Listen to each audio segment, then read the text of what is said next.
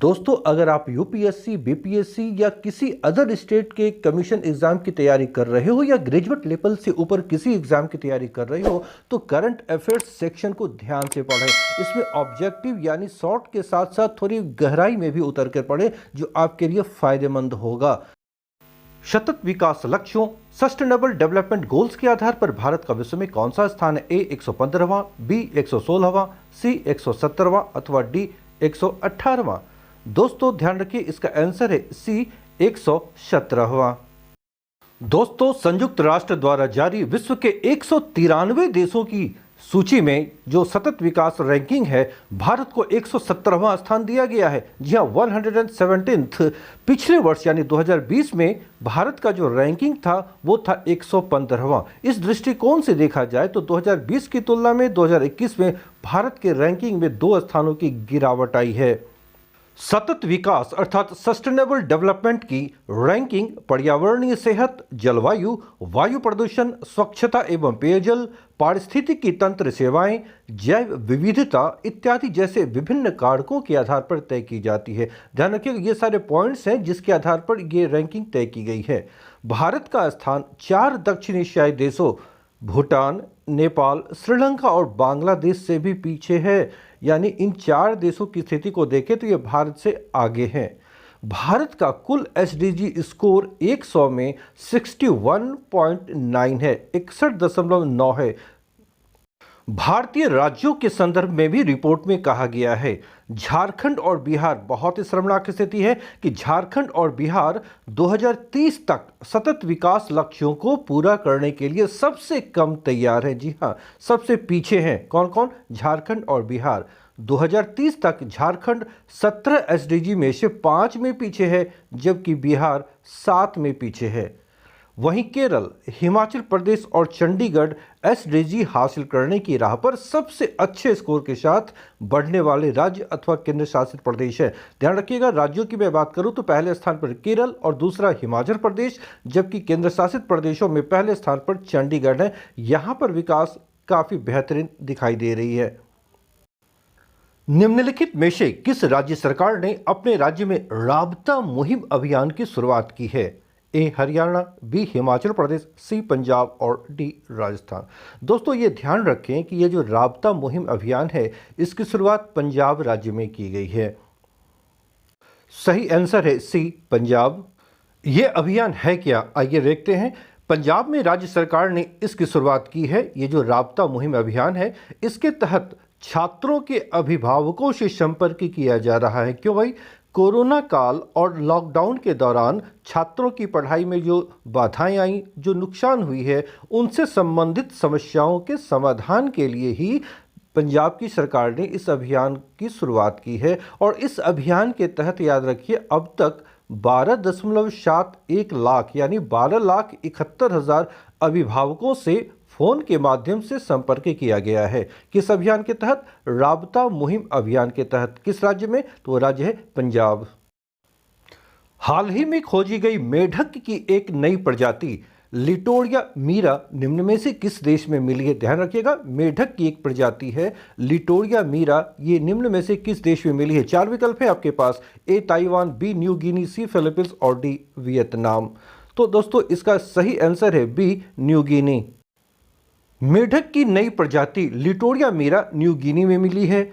वैज्ञानिकों ने यानी न्यू गिनी के वैज्ञानिकों ने इस भूरे रंग के मेढक को चॉकलेट फ्रॉग नाम दिया। ध्यान रखिएगा, ये जो नई प्रजाति की मेढक मिली है न्यू गिनी में लिटोरिया मीरा, इसे वैज्ञानिकों ने एक नया नाम दिया है, वो नाम है चॉकलेट फ्रॉग। इस अनोखे मेढक का नाम न्यू गिनी के वैज्ञानिकों ने रखा है, जो लैटिन भाषा का एक शब्द है, जी हाँ, जिसका अर्थ है अजीब। ये लिटोरिया मीरा जो शब्द है, ये लैटिन भाषा के शब्द है और इसका अर्थ है अजीब। दोस्तों न्यू गिनी दुनिया का दूसरा सबसे बड़ा द्वीप है। ध्यान रखिएगा, दूसरा सबसे बड़ा द्वीप है। इसे हम पापुआ न्यू गिनी के नाम से जानते हैं। ये नाम आप सबों ने सुना होगा। इस द्वीप का कुल क्षेत्रफल 7,85,753 वर्ग किलोमीटर है। जी हाँ, ये जो न्यू गिनी है, ये मेलानेशिया द्वीप समूह का ही एक पार्ट है, एक हिस्सा है। ध्यान रखिएगा, ऑस्ट्रेलिया के आसपास प्रशांत महासागर में द्वीपों का समूह है जो मेलानेशिया द्वीप समूह कहलाती है, उसी का एक सदस्य है न्यू गिनी। दोस्तों यह द्वीप प्रशांत महासागर यानी पैसिफिक ओशन के दक्षिण पश्चिम में स्थित है। ऑस्ट्रेलिया से बात करूं तो ऑस्ट्रेलिया से लगभग 150 किलोमीटर उत्तर में यह द्वीप स्थित है। टाइम्स 50 मोस्ट डिजायरेबल मैन 2020 की सूची में निम्न में से किसे शीर्ष स्थान दिया गया है? 4 विकल्प हैं। ए विराट कोहली, बी निशांत मलकानी, सी सुशांत सिंह राजपूत और डी रणवीर सिंह। दोस्तों इन 4 विकल्पों में तीसरा विकल्प ऑप्शन सी सुशांत सिंह राजपूत इसका सही आंसर है। दोस्तों टाइम्स मैगजीन जो अमेरिका की मैगजीन है उसके द्वारा जारी 50 मोस्ट डिजायरेबल मैन 2020 की सूची में सुशांत सिंह राजपूत को शीर्ष स्थान दिया गया है। जैसा कि आपको याद होगा पिछले वर्ष इनकी मौत के पश्चात काफ़ी ये सुर्खियां बटोर रही थी ये न्यूज़।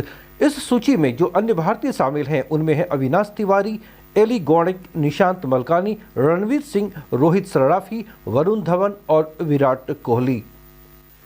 दोस्तों टाइम एक अमेरिकी समाचार पत्रिका है, ये आप तो जानते होंगे, और इसका जो प्रकाशन है वो न्यूयॉर्क सिटी से होती है। इस मैगजीन की लोकप्रियता ना सिर्फ यूएस के अंदर, अमेरिका के अंदर, बल्कि विश्व स्तर पर है और इसका प्रकाशन सबसे पहले सर्वप्रथम 3 मार्च 1923 को न्यूयॉर्क से ही हुआ था। जी हाँ, आरंभ से ही यह एक साप्ताहिक पत्रिका थी, यानी इसका प्रकाशन सप्ताह में एक बार होता था, किंतु इस वर्ष 2021 से इसका प्रकाशन द्विसाप्ताहिक हो गया है, यानी अब ये 2 सप्ताह पर एक अंक निकाल रहे हैं। इस वर्ष 2021 से ये बदलाव लाया गया है इस वर्ष। यूनटैब योजना निम्नलिखित में से किस राज्य अथवा केंद्र शासित प्रदेश में आरंभ की गई है? 4 विकल्प हैं। ए पंजाब, बी लद्दाख, सी जम्मू कश्मीर और डी हरियाणा। दोस्तों इसका सही आंसर है बी लद्दाख। केंद्र शासित प्रदेश लद्दाख के उपराज्यपाल आर के माथुर ने यूनटैब योजना 2021 की शुरुआत लद्दाख में की है। इस योजना के तहत कक्षा 9 से 12 तक के 12,370 छात्रों को टैबलेट प्रदान किए गए हैं। जी हां, टैबलेट जिनसे वे ऑनलाइन शिक्षा अच्छी तरह ग्रहण कर सकें। इन टैबलेट में ऑनलाइन और offline text book, video lecture और लाइव क्लास इनबिल्ट किए गए हैं ताकि छात्रों को इससे सुविधा हो और अपना अध्ययन निरंतर जारी रख सके। ध्यान रखिएगा, यूनटैब योजना आरंभ की गई है लद्दाख में। नेफ्टली बेनेट निम्नलिखित में से किस देश के प्रधानमंत्री चुने गए हैं? जी हां, नेफ्टली बेनेट। 4 विकल्प हैं। ए फ्रांस, बी पुर्तगाल, सी इजराइल और डी मैक्सिको। दोस्तों इसका सही आंसर है सी इजराइल। दोस्तों नेफ्टली बेनेट इजराइल के नए प्रधानमंत्री चुने गए हैं। वे वर्तमान प्रधानमंत्री बेंजामिन नेतन्याहू की जगह लेंगे। आपको मालूम होगा कि बेंजामिन नेतन्याहू लंबे समय से इजराइल के प्रधानमंत्री हैं। बेंजामिन नेतन्याहू की पार्टी लिकुड को पूर्ण बहुमत ना मिलने के कारण उन्हें प्रधानमंत्री पद से इस्तीफा देना होगा। जी हां, लिकुड पार्टी के नेता ही हैं बेंजामिन नेतन्याहू, अब उन्हें त्यागपत्र देना ही होगा। दोस्तों बेनेट 2005 में राजनीति में आए थे और वे 2006 से 2008 के बीच नेतन्याहू के वरिष्ठ सहयोगी के रूप में भी कार्य किया था। जी हां, जो वर्तमान प्रधानमंत्री हैं इजराइल के बेंजामिन नेतन्याहू, उनके वरिष्ठ सहयोगी के रूप में उन्होंने कार्य किया था। नेतन्याहू के साथ संबंधों में खटास आने के कारण उन्होंने नेतन्याहू की पार्टी लिकुड पार्टी को छोड़ दी है। बेनेट इजराइल के शिक्षा मंत्री और रक्षा मंत्री भी रह चुके हैं। इससे पहले वे वहां के अर्थ मंत्री यानी वित्त मंत्री भी थे। 2018 से, जी हां 2018 से way the new right party का नेतृत्व कर रहे हैं और अब वे ही इजराइल के प्रधानमंत्री बनने वाले हैं। 2021 का international business book of the year award निम्न में से किन्हें प्रदान किया गया है? 4 विकल्प हैं। A Nitin Rakesh, b Jerry Wind, c Nitin Rakesh और जेरी विंड को संयुक्त रूप से और डी कृष्ण विल्सन। जी हां, क्रिस विल्सन। दोस्तों इसका आंसर है सी नितिन राकेश और जेरी विंड। दोस्तों नितिन राकेश और जेरी विंड द्वारा लिखी गई पुस्तक transformation in times of crisis, हाँ इन्हीं पुस्तकों के लिए इन्हें 2021 का international business book of the year award प्रदान किया गया है। ध्यान रखिएगा, international business book of the year award प्रदान किया गया है। ये बेहद महत्वपूर्ण पुस्तक है और इसका प्रकाशन नोशन प्रेस द्वारा किया गया है। दोस्तों उनकी यह जो पुस्तक है ना, transformation in times of crisis, बेहद ही अच्छी पुस्तक है, बेहद महत्वपूर्ण पुस्तक है जो उद्यमियों और व्यापार मालिकों को यह जानकारी देती है कि संकट काल में, जी हाँ संकट में भी उनके व्यवसाय को फलने फूलने में मदद कर सकती है। जो इसमें जानकारी दी गई है यह उनके लिए बेहद महत्वपूर्ण है। विश्व महासागर दिवस वर्ल्ड ओशियन डे प्रत्येक वर्ष किस दिन मनाया जाता है? चार विकल्प हैं: 7 जून, 8 जून, 9 जून अथवा 10 जून। दोस्तों, इसका सही आंसर है बी, 8 जून। प्रत्येक वर्ष 8 जून को विश्व महासागर दिवस मनाया जाता है। उद्देश्य क्या है? ध्यान रखिएगा, लोगों के बीच महासागरों के प्रति जागरूकता फैलाना, क्योंकि महासागर हमारी पृथ्वी पर न सिर्फ जीवन का प्रतीक है बल्कि पर्यावरण संतुलन में भी महत्वपूर्ण भूमिका अदा करती है। दोस्तों, प्रत्येक वर्ष इस अवसर पर यानी विश्व महासागर दिवस के अवसर पर एक थीम का चुनाव किया जाता है। इस साल यानी 2021 में जो थीम रखी गई थी वो है the ocean life and livelihood. ध्यान रखिएगा, the ocean life and livelihood. महासागर पूरी दुनिया में प्रोटीन उपलब्ध कराने का सबसे बड़ा स्रोत है, ये भी आप ध्यान रखिएगा। सबसे बड़ा स्रोत जो हमें प्रोटीन प्रदान करने वाला क्षेत्र है वो है महासागर। दोस्तों, हमें महासागरों से पेट्रोलियम प्रोडक्ट के साथ ही साथ अनेक संसाधन भी प्राप्त होते हैं। इसके अलावा मौसम में आने वाले बदलाव और जलवायु परिवर्तन की जानकारी प्रदान करने में भी महासागरों का अहम योगदान होता है। इसलिए हमें महासागरों के महत्व को अच्छी तरह समझना चाहिए।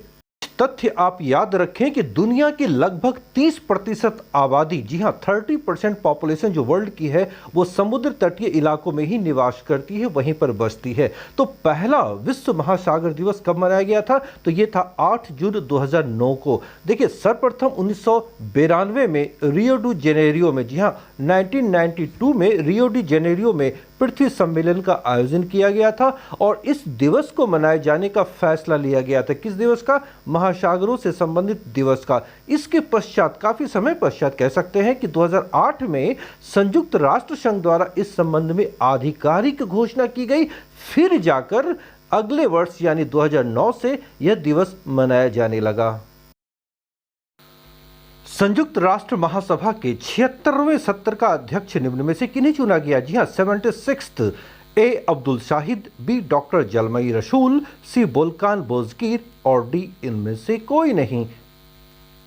दोस्तों, आंसर है ए अब्दुल शाहिद। दोस्तों, मालदीव के विदेश मंत्री हैं अब्दुल शाहिद। अब उन्हें ही संयुक्त राष्ट्र महासभा के 76वें सत्र का अध्यक्ष चुना गया है। वे सितंबर 2021 में आरंभ होने वाले संयुक्त राष्ट्र महासभा सत्र की अध्यक्षता करेंगे।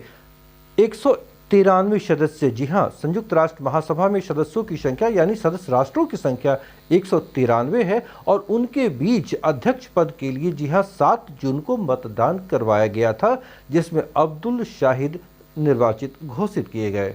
किसके लिए? संयुक्त राष्ट्र महासभा के 76वें सत्र की अध्यक्षता करने के लिए। दोस्तों, उनका यह कार्यकाल 1 वर्ष का है, यानी 2021 से 2022 सत्र के लिए ही वो इसकी अध्यक्षता करेंगे। मालदीव के लिए यह बेहद गौरव का क्षण या पल है, क्योंकि इस छोटे से देश को पहली बार विश्व मंच पर इतना बड़ा पद हासिल हुआ है। जी हां, जैसा कि आपको मालूम है, मालदीव भारत के दक्षिण पूर्व दिशा में हिंद महासागर में मौजूद है।